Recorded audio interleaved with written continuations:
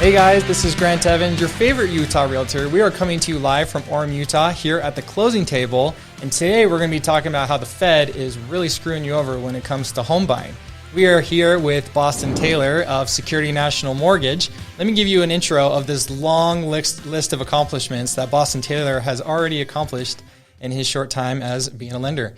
Boston Taylor was Rookie of the Year this last year in 2022 with Security National. Now, that is not just a big deal in the state. That is a nationally wide recognized award. So that's a really big deal. The youngest rookie that got it this year. He is studying real estate development at the University of Utah.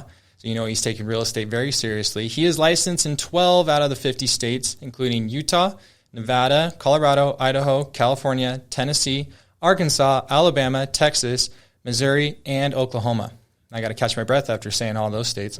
95% of his business is in investment loans. So if you are an investor watching this or listening to this, make sure to contact Boston for all your investment needs. And we will talk about how you can contact Boston here in a little bit. But Boston also owns, at 23 years old, at a fourplex and also 2 additional rental properties. So he is quite the investor, and I aspire to be him one day.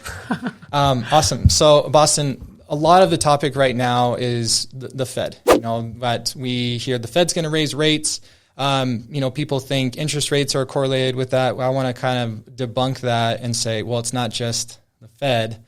It's kind of indirectly correlated, at least in my opinion, anyway. So, but let's hear from your mind. How does the Fed impact home buying? Yeah. So I'm going to try to keep it short, but it's a really important aspect. The Fed has a lot of leverage and control with our economy. So the Fed's 2 biggest goals is to support jobs and to also control inflation. I feel like they need to do a better job. They do need to do a better job, and they know they've screwed up. So now they're kind of over catching themselves up for the mistakes that happened a long time ago. Rates were super low, as everyone knows, and they're probably too low for too long. So now we're here with, I don't even know what inflation's at anymore. I don't even keep track, but I know it's too high. Too high. So what the Fed does is, going into what you were saying, the Fed controls interest rates is a false statement. What the Fed does, they have a lot of control with interest rates through what they do. So what they do is the Fed will raise the federal funds rate. So what that means is, like a typical bank they lend money based off of the federal funds rate. So right now the federal funds rate is at like 3%, 3.5%, or 3.25%, I'm pretty sure. So when the Fed raises rates, let's say 75 basis points on November 2nd, what that means is they're going to raise, let's say it's at 3% right now, the federal funds rate. They're going to raise it 75 basis points, which in English means 0.75%. So it'll go from 3% to 3.75%. Does that make sense? Mm-hmm. So what that does is, when banks increase their rates, everyone else will follow suit. So it's like supply and demand. When banks have high rates, they're selling those off to Fannie Mae, Freddie Mac, and different investors, right? Unless they're holding them on their balance sheet, which most people right now want to get rid of them. So what we do is, when, let's say the bank raises their rates to 3.75%, that doesn't mean rates are at 3.75% because they have margins. So let's say rates are at 7% and they go to like 7.5%. Just a terrible example, but hopefully you get the point. We get the point, yeah. Let's say they go to 7.5%. Other banks, if they're at 7%, investors are going to have a bigger appetite for that 7.5% rate, more so than the 7% rate. So the other banks have to follow suit, raise their rates, and so that's what causes the global, or just our economic rate increase. Does that make sense? Yeah, so if I understand you right, let's say Security National, for example. Let's say you guys are doing a loan that is ran through Fannie Mae. Okay. So the Fed has increased the federal funds rate 0.75%. Now let's say it's at 3.75 by the end of when they actually do this. Now you're looking at, okay, Fannie Mae wants money, not just they're going to borrow money from the Fed at this interest rate. Is that right? Yep. And so now they're going to be selling loans at a percent even higher, so they feel like they're getting their own cut, so they feel like they're making money. So kind of indirectly correlated, because you have the banks that have to lend or receive more money and they have a higher interest. So they in turn raise their interest rate so that they can make more money. Yeah. So are the ones that have to pay that? The consumer. Yeah. The home buyer. So yeah, it's a great way to explain it. It's a really watered down version, but what the Fed does is, instead of like raising the rates, they don't have like a button that they push and say like, here's rates. What they do, it's a supply and demand like thing. So we've heard the Fed has been tapering. So what does tapering mean? They're buying less securities or mortgages. So when they're buying less mortgages, they would rather purchase mortgages that are a higher yield or better on their behalf. Does that make sense? Like a better rating? Yeah. You So think of like the Big Short with like exactly. AAA or AA. Okay. Exactly. Gotcha. So these other banks have to compete with that. And so in order to keep up with that, they have to increase their rates. So that's when the Fed is tapering or buying less securities, people want to make their mortgages more appetizing, so they're raising rates. Does that make sense? So it looks like, because the prediction is in November they're going to raise rates, as you mentioned, and then sounds like a good possibility even in December they're going to raise rates again.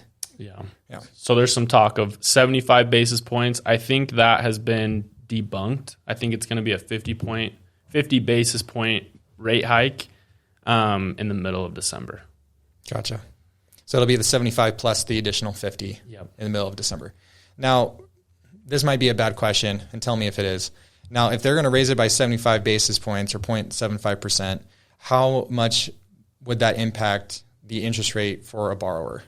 I don't think so. It depends on your secondary market. I'm not a part of our secondary market, but I'm sure, like when I first started, I saw the 50 basis points and I was like, okay, rates are at 3%. That means they're going to be at 3.5. That's not exactly true. It's all a supply and demand thing. So if you'll see all the time, if you follow the UMBS or the 10-year U.S. Treasury, it's bouncing up and down all the time. So that's where investors will fill these like ticket pools. And when we price out a mortgage, we see like 15 different options, and we want to select the best one for obviously our borrower, because if they get a lower rate, we get to do their loan, right? So basically, to answer your question, it's not exactly correlated with the basis points. That's just the federal funds rate. But the market obviously has to go through with this, and then we adjust according to that. Does that make sense? Yeah. Yeah. So I guess another example, just to make sure I understand. If they're going to raise the rates by 0.75, and now the borrowing rate from the Fed to the banks is 3.75%, Fannie Mae, let's just use them as an example. Now the interest rate's at 7.5% as we speak today. Let's say it goes up 0.75 and with the Fed and Fannie Mae. Fannie Mae is like, okay, to make this worth my while, to continue making money off people's mortgages, I want to raise everything by 1.5%, which is worst case scenario, Yeah. right?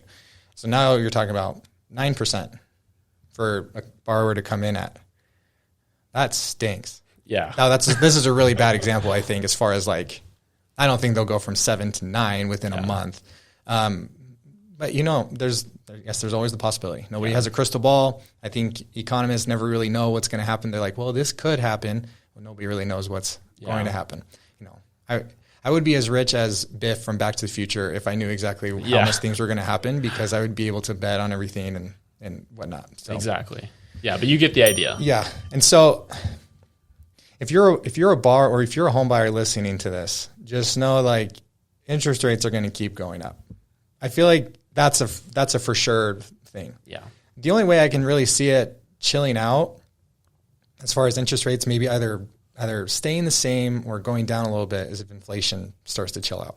Yep. Now, your opinion, Boston, does the Fed give enough time for the economy to do its thing so that they can really see how much inflation is really being controlled? Or are they too fast at changing these basis rates? I think they're way too fast. I watched this. I subscribe to MBS Highway. It's like a basically mortgage-backed security market update. And the way that they've been saying things is the Fed's basically driving with their eyes in the rearview mirror. They keep raising interest rates because the home buying process takes 8 to 30 days. That's like a pretty good average.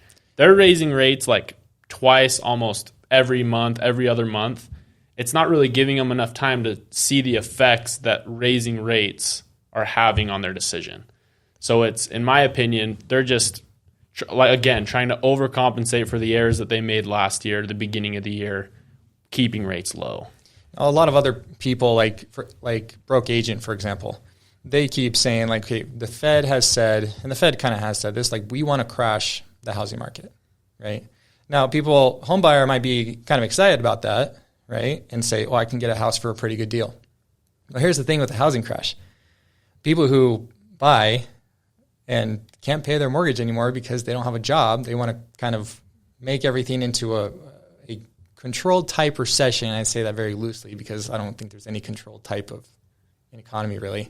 You can make impacts that kind of affect it. Anyways, so if the Fed is really wanting to push a housing crash and to stop people from getting loans, that's really going to impact everybody's life, not just a select few of people. That's only going to benefit you and you alone to buy houses. Now, granted, if there is a housing crash, I don't think it'll be the same as 08 because 08 was for different reasons. Yeah. But if somebody is looking to buy a home, they need to understand that their life will also be harder to borrow because, yes, housing has gone down 20%, but interest rates have also gone up whatever percent. And now it's like, well, I can't buy a house right now. It's like, well, you couldn't buy a house last year either because you had this job and you couldn't make enough to buy a $350,000 condo. Yeah. Even though that condo is now worth $200,000, the interest rate is so high, you still can't qualify. Yeah. So it's like people are always waiting. I say this a lot. People are waiting for the perfect, opportune moment to buy a house. There's no such thing as a perfect moment to buy anything. Yeah. You know, I could go buy a car tomorrow, and I'm not going to make money off it. Although right now it's kind of making money, but like, it's you have to buy something if it's in your need, not because this is the right time to do it. Yeah, no, you brought up a good point. Obviously I do investments. Most of my, like, everything I think about is this going to cash flow, tax advantages, market comparison, is this a good deal or not? The most successful people that I've ever worked with are always like, I don't care what the market does. There's good deals in every market. Even now, they're probably and obviously harder to find. But if you are waiting for that perfect opportunity, you will never catch it. No. I think the people who, like you, for example, the people who will benefit the most from a Fed-controlled housing crash, again, loosely say that, are going to be the investors. They're going to ones be like, that's a good price on a home right now. I'm going to do it. Yeah. And I think it's all based on perspective too. Like 5 years ago, like, for example, I bought my first house, 1937 house, 1,400 square feet, bought it for $250, right? Now it's like, oh my gosh, you bought a house for $250. Yeah. It's almost like incomprehensible. But at the time, that was high. That was like a little bit high. And so it's all based on perspective, I think. Anybody who's looking to buy a house needs to buy a house based on their financial welfare, how comfortable they are. If they feel comfortable with it, buy it. Sure, you can. I don't really like the phrase "marry the house, date the rate," just because it's selling the loan on hope that things get better. Not a great business model. No, as a homeowner, you still need to be comfortable paying whatever payment you're going to have and putting it down and things like that. So, anyways. No, yeah, you brought up a good point, but also this could be going off on another tangent, but San Clemente is probably one of the more expensive markets that has existed. So San Clemente hasn't always been like crazy expensive. It used to be somewhat affordable before, everyone realized like, oh, it's a beach kind of vibe area. The people who sat on that real estate the longest are the ones who honestly made the biggest gains. And I say that everyone's like, buy real estate and wait. That's a great quote, but also everyone asks me too, when is the best time for me to buy a house?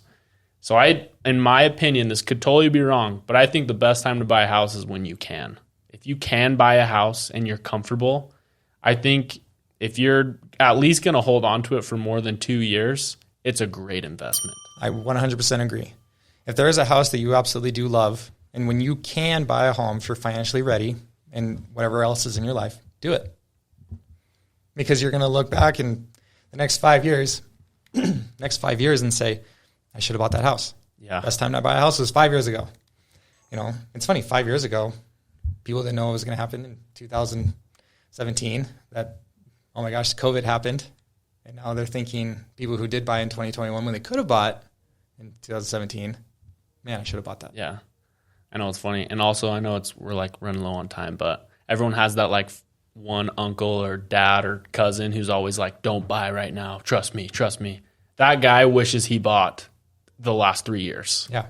So it's... People say the worst investment decision I ever made was not buying in 08 when I was in 8th grade. Yeah. Right, or 9th grade. So, well, we are short on time. We are. Thank you so much, Boston, for spending the time with us today, talking about how the Fed is really screwing us over. If you are a home buyer watching this, if you're a home seller and you want to buy something, do it when you can. Do it when it's the right opportune moment for you. So, well, thank you, Boston. Thank you for watching The Closing Table. How can people reach you, Boston? You can email me at boston.taylor@snmc.com. So SNMC is like Security National Mortgage Company. Or call or text me on my cell. It's 801-473-4404. And follow my Instagram, mortgage_Boston. Awesome. Thanks for watching The Closing Table. Remember to subscribe to the YouTube channel, Grant Evans Real Estate, and we will see you next time.